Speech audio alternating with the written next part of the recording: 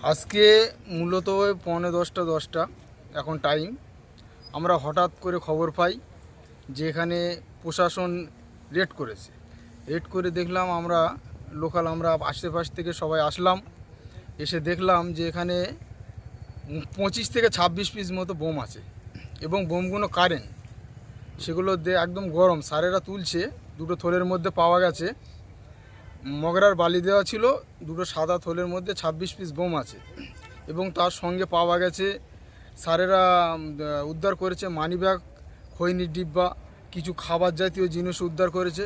নিশ্চয়ই মানিব্যাগে কাগজপত্র পাওয়া যাবে। প্রশাসন প্রশাসনের ব্যবস্থা নেবে, কিন্তু আমরা লোকাল এসে আমরা দেখতে পেলাম। তবে আমার মূলত যে আইএসএফ নামক যে দুষ্কৃতী দলটা ভাঙড়ে ঘোরাফেরা করছে, যে বিভিন্ন দিক দিয়ে ভাঙড়ে গণনা কেন্দ্র থেকে শুরু করে যেখানে অ্যাডিশনাল এসপি থেকে গুলি আহত হয়েছে, গণনা কেন্দ্রের মতো পাঞ্জাব পুলিশ থাকা অবস্থায়, কেন্দ্র ফোর্স থাকা অবস্থায়, এবং আমাদের কৃষ্ণমাটি যে পার্টি অফিস আছে আমাদের কালাম ভাইয়ের বুথের, সেখানে পুড়িয়ে দেওয়া হয়েছিল, এক সময় বোম মারা হয়েছিল।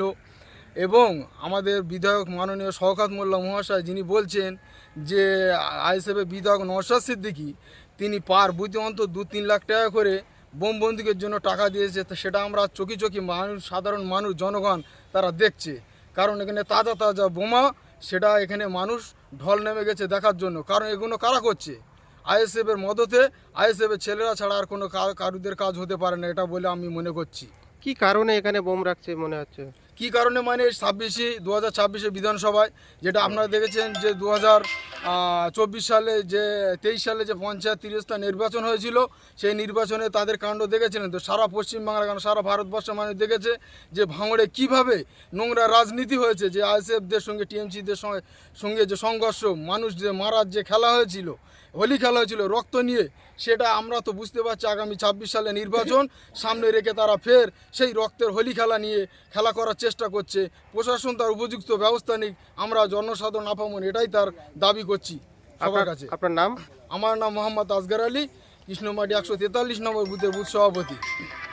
কোন দলের বুথ সভাপতি? আমি টিএমসি দলের বুথ সভাপতি।